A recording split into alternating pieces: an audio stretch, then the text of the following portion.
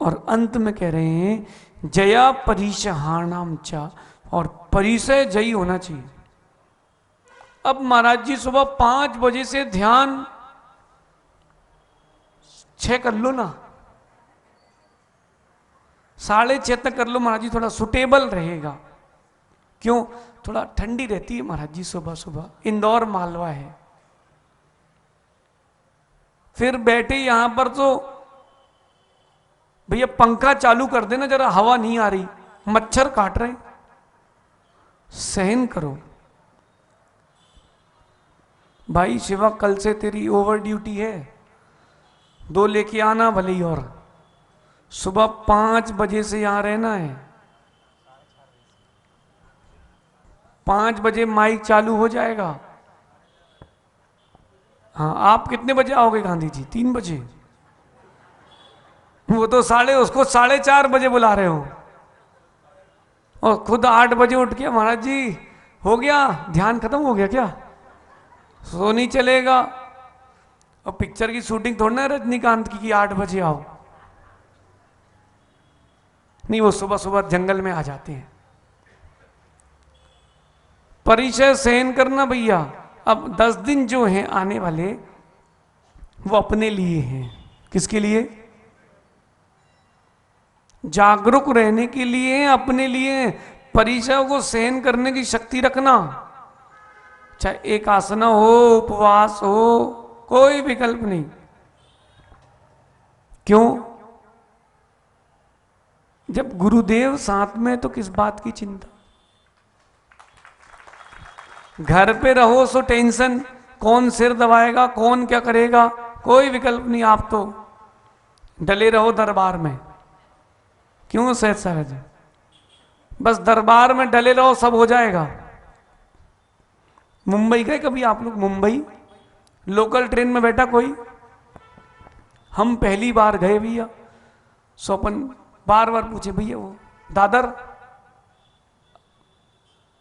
आएगा आएगा, फिर एक स्टेशन का दादर, बोले आएगा। हमें क्या पता कितनी देर बाद आएगा। एक से पूछा तो बोले कल्याण आए सो उठा देना। हमने कहा ये तो अपने पे ही डिपेंडेड है। फिर पंडित जी एक ने बोला दादर, हमने बोला हाँ, बोले पीछे जाके बैठो, बहुत देर बाद आएगा। तो अपन उठ के चले गए, हमें क्या पता, हमें लगा सीट उसकी होगी।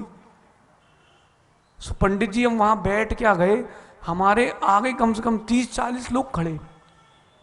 हमने पूछा दादर, बोले अगला स्टेशन दादर। अब मैं 2 सूटकेस लिया और वो ट्रेन रुकने वाली है। मैंने कहा भाई होगा क्या?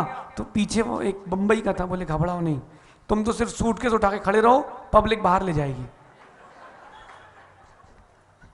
तो हमने कहा भाई ठीक है। तो अपन ने सूटकेस उठाया और धक धक धक धक धक्का मारते मारते अपन गेट के बाहर। ये अच्छा हो गया, मैंने कहा ये अच्छा सिस्टम है। फिर यहां समझ में आया कि डले रहो दरबार में, दादर में नहीं, दरबार में। धक्का मारते मारते सीधे सीधा तक ले जाएंगे। अरे अभी देखो आनंद आने वाला है आपको। आज शाम से वर्गणाएं बदलने वाली हैं। द्रव्य क्षेत्र काल का परिवर्तन होता है, भावों का भी होगा। अब आप देखना 10 दिन पर्यूषण के दिन हैं। घर में किचन नहीं बचेंगे, अब चौके हो जाएंगे। हाँ, अरे सुनो, घर घर चौके हो जाएंगे। और बताएं आपको, घट घट मंदिर हो जाएगा। पंडित जी यहां सुबह से शाम तक कभी ध्यान, कभी सुप्रभात, पूजन, प्रवचन, फिर कक्षाएं, फिर तत्वार सूत्र की वाचना, फिर आपके लिए स्पेशल चीज एक कल हमने सोचा तो कर देते हैं। 4:30 बजे आपका तत्वार सूत्र समाप्त होगा। आधा घंटे का समय आपको दिया जाता है हल्की होने के लिए। किसी को कुछ जलपान लेना हो सो ले ले, भोजन आदि करना हो सो कर ले। फिर 5 बजे से सहज सागर जी कराएंगे प्रतिक्रमण, 5:30 तक लगभग यही समय होगा, देख लेना।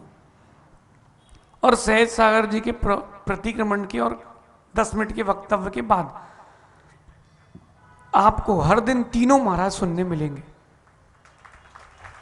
और बोनस, अभी कहानी चालू तो होने दो, फिर आपको एक 40 मिनट का सेशन मिलेगा, जिसको जो प्रश्न करना है वो सामूहिक प्रश्न कर सकता है। यहाँ गुरु से सीधा 1 to 1 तत्व समाधान होगा। क्या होगा? हमारे बेटी का पेट दुख रहा है, कौन सी दवाई चले, ये डॉक्टर से पूछें। तत्वों का समाधान करना। पंडित जी यहां वहां के प्रश्न ले आते हैं लोग, जो आपका मंदिर संबंधी, तत्व संबंधी कोई भी प्रश्न हो, आप प्रश्न करने में स्वतंत्र हो, और फिर उत्तर आगम से मिलेगा, सुनने की भी शक्ति रखना। आ रहा समझ में? ये तत्व समाधान, फिर आचार वंदना, उसके बाद आपको मिलेगा रत्नत्रय का रत्न, पंडित जी के फिर आपको प्रवचन सुनने मिलेंगे। हम भी सुनेंगे पंडित जी। हाँ हाँ, आरती हो जाने दो ना, पूजन हो गई, फिर आरती हो गई, फिर प्रवचन, वो भी जो भी हो, इनके बोल वचन जब हो, आपके प्रवचन तो हैं, वो आप लोग देख लो, जो भी सेटअप हो। सुनो भैया, ये सब पैकेज मिल रहा है आपको 10 दिन का, लेकिन ईमानदारी से। जिन जिन ने शिविर का फॉर्म भरा है और उनको किसी चीज का विकल्प है, सो वो गुरु से छूट लें, अपने मन से नहीं। नहीं तो मायाचारी करी कि सुंदर साड़ी है, सो बैठ जाओ शिविर में। पंडित जी आधे से ज्यादा लोग तो विधान में महिलाएं इस चक्कर में बैठती हैं, अरे गजब की साड़ी है, 8 ही दिन की तो बात है। नहीं, धर्म ध्यान में आपको सहायक बनना है, स्वयं के बीच में आप चले भी जाओगे सो कोई विकल्प नहीं है। अजित भाई, कोई ले भी जाए सो ले जाए, लेकिन बात इतनी है कि पाप करके जाएगा। आप शिविर में हो सो जो आपका टाइम टेबल है, पूरा नियम के साथ, बिना गुरु आज्ञा के कुछ नहीं।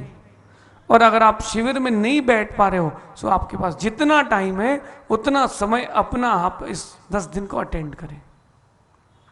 किसी के लिए कोई निषेध नहीं है। हाँ, और वैराग हो जाए अगर, तो क्षुल्लक दीक्षा भी देख लेंगे, क्या दिक्कत है। पंडित जी कुछ नहीं बोले, देखो एकदम बिल्कुल साइलेंट है। पंडित जी सोच रहे हैं हम तो इनके पीछे नहीं पड़े जी, हमारे पीछे ही पड़ गए। हाँ पंडित जी, और हम छोड़ेंगे भी नहीं। आपने ज्ञान दिया है और दर्शन दिया है, तो चारित्र तो मिलेगा। उपकारी को उपकार भूलना चाहिए क्या? नहीं भूलना चाहिए ना। बस ये 10 दिन आपको आनंद मिलेगा भैया। और वो जो ध्यान से लेकर के रात्रि तक के प्रवचन का समय है, शुरू में 1-2 दिन लगेगा, अरे बहुत टाइट हो गया है, बाद में आपको लगेगा खत्म क्यों हो रहा है। यही दिन जीने के हैं। ये जो ध्यान के 5 हेतु हैं, ये आपको मिलेंगे, सुनने भी, देखने भी, और जीवन में उतारने के लिए भी। इसलिए आजाद जी, ध्यान नहीं छोड़ना है। ध्यान है, हाँ बिल्कुल, क्योंकि जो समय है उस समय पर प्रारंभ हो जाएगा, और बीच में आप आओगे सो आने तो मिलेगा, आने का मना नहीं है, लेकिन आपको कुछ मिलेगा नहीं, वो मिलेगा नहीं। बीच नदी में कूदो तो आनंद नहीं आता, किनारे से चल चल के तैरने जाओ, फिर एक अलग आनंद आता है। जो प्रारंभ में रहेगा, प्रारंभिक, वो छूट गया तो सब छूट जाएगा। इसलिए इन ध्यान की प्रक्रिया के साथ निर्वाण तक की प्रक्रिया को आप सब प्राप्त कर सकते हैं इन 10 दिनों में। आ गया समझ में? तो आप लोग आओगे हैं? हो मतलब ये नहीं आएंगे? बुंदेलखंडी है पंडित जी, ये सब ज्ञानी है, हाओ बोले मतलब कन्ने कछु है नहीं, कोई मतलब नहीं, बोल दो हाओ। और स्यादवादी की तो क्या कहना, क्या कहता है स्यादवादी, है कहें सो है नहीं, और नहीं है कहें सो है, और है नहीं के बीच में जो कछु है सो है। स्यादस्ती स्याद नास्ती, है कहें सो है नहीं, और नहीं है कहें सो है। आदमी जब परेशान हो जाता है स्यादवादियों से तो क्या कहता है, और है कहें सो है नहीं, और नहीं है कहें सो है, और है नहीं के बीच में जो कछु है सो है। ये तत्व का सार है। ध्यान की प्राप्ति विशुद्धि से होगी, क्रूरता संकलिष्टता से नहीं होगी। तीन काल में संभव नहीं है। शांति की प्राप्ति विशुद्धि से होगी। किससे? अब आगे आने वाले दिनों में अपन विशुद्धि को चरम सीमा तक कैसे पहुंचाएं, इन 10 दिनों में ये प्रयास होगा। बड़ा मन बना के बैठना। मोदी जी इस शिविर का ही कमाल है, हम यहां बैठे हैं। सत्य कह रहे हैं आपको। कोई हमसे कह रहा था महाराज जी हमने 15 शिविर अटेंड किए, 20 शिविर अटेंड किए। हमने कहा कुछ भी नहीं किया तुमने, हम तो एक ही में एक। हमने कहा भैया अब इसके आगे क्या करना, यही तो सार है। अब तुमने एक अटेंड कर लिया, चिंटू तुम्हारे कितने हो गए? पहले सोच के बताने वाला था, उसने बताया नहीं। अगर 10-15 शिविर हो गए तो तुम शिविरार्थी हो, और अगर तुम एक में ही निकल गए हो तुम शिवार्थी हो। पहले बनना शिविरार्थी, फिर बनना शिवार्थी। देखो हमारे पहले शिविर वाले भी बैठे हैं। कोई है जिसने पहला शिविर अटेंड किया था? हमारा पहला किया था 2018 का, जितेंद्र भाई। कैसा लग रहा था? हाँ, जीवन में अनुभूति मिली कि नहीं? उपवास बेला किया कि नहीं? सब हुआ कि नहीं? डले रहो दरबार में, वो लोकल ट्रेन जैसे, और ढका धनी के खाओ। एक दिन दादर आएगा, शांति से उतर जाओ। क्यों सहचार्य? बस आपके लिए बड़ा शुभ अवसर है। अपने अपने मन में जिज्ञासा लाना, ऐसी जिज्ञासा लाना जो सभी के लिए सामूहिक हो, जिससे व्यक्ति को एक तत्व का निर्णय मिले। और सिद्धांत की गंभीर चर्चा हो, वो तो अपन कक्ष में भी कर लेंगे, उसका भी निषेध नहीं है।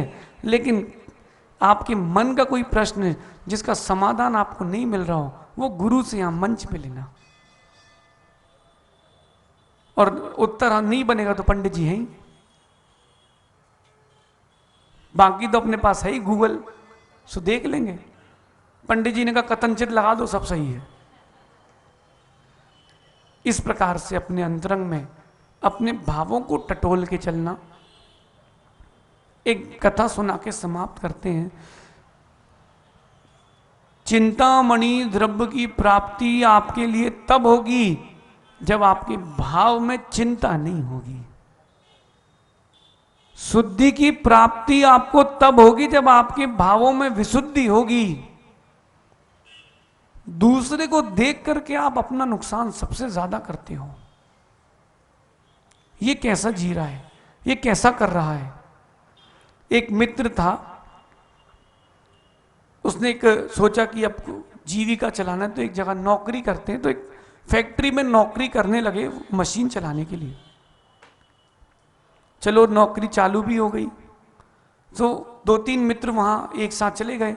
वहां देखते हैं कि इस फैक्ट्री में तो बड़ा कम पैसा मिलता है, और कम पैसा मिलने के बाद भी ये जो कर्मचारी बड़ा सुखी है, मुस्कुराता रहता है। उससे उन लोगों को ईर्ष्या होने लगी। देखते कहीं को चोरी तो नहीं करता, चोरी भी नहीं करता, मुस्कुराता रहता है। उससे एक दिन पूछते हैं, भाई तेरी मुस्कुराहट के पीछे राज क्या है, कुछ ऐसा मंत्र है क्या? बोले हाँ, मैं क्या करता हूं, मेरे पास जो धन आता है उसको 4 में विभाजित करता हूं। किसमें? एक तो पुराना कर्जा चुकाता हूं एक भाग से, ठीक है, बोले अच्छी बात। दूसरा बोले स्वयं के भोग में लगाता हूं, अच्छा। तीसरा बोले दान दक्षिणा। और चौथा मैं पैसा चलाता हूं ब्याज पे। बोले भाई 5,000 मिलता, उसमें क्या क्या बांटेंगे? बोले सुनो, अब सुनो, पहला मैं क्या करता हूं, पहले हिस्से का कर्ज चुकाता हूं। जो माता पिता का कर्ज चढ़ा है उनकी सेवा करके एक हिस्से से कर्ज चुकाता हूं। अब दूसरे हिस्से से अपना और अपनी पत्नी का निर्वाह करता हूं। तीसरा दान, कोई अतिथि आ जाए उसकी सेवा करता हूं। और चौथा ब्याज पर, बोले हाँ बच्चों को पालता पोसता हूं, ब्याज की व्यवस्था कर रहा हूं। अरे बोले तो गजब की बात हो गई, अपनी संपत्ति को 4 में विभाजित कर दिया तो प्रसन्न है भैया। उसने तो 4 में विभाजित कर दिया तो वो सुखी है। आप अपने भावों को 4 में भी विभाजित कर दो। एक किसमें, जो आपके पास समय है, परिणाम है, उसको एक में पुराना कर्ज चुकाने में, मतलब जो पूर्व में कर्म का आश्रय किया था, ऐसे परिणाम करो कि कर्जा चुकता जाए, निर्जरा होती रहे। दूसरा स्वयं के ऊपर, वो परिणाम स्वयं के पालन पोषण पे खर्च करो। तीसरा दान दक्षिणा, वो दया में, अनुकंपा में, प्रशम संवेग में उसका प्रयोग करो। और चौथे हिस्से के जो परिणाम बचे हैं वो ऐसे धर्म ध्यान में लगाओ कि भविष्य में उसका ब्याज आता रहे। भैया इससे शॉर्ट में आपके लिए लाइफ मैनेजमेंट में नहीं बता सकता।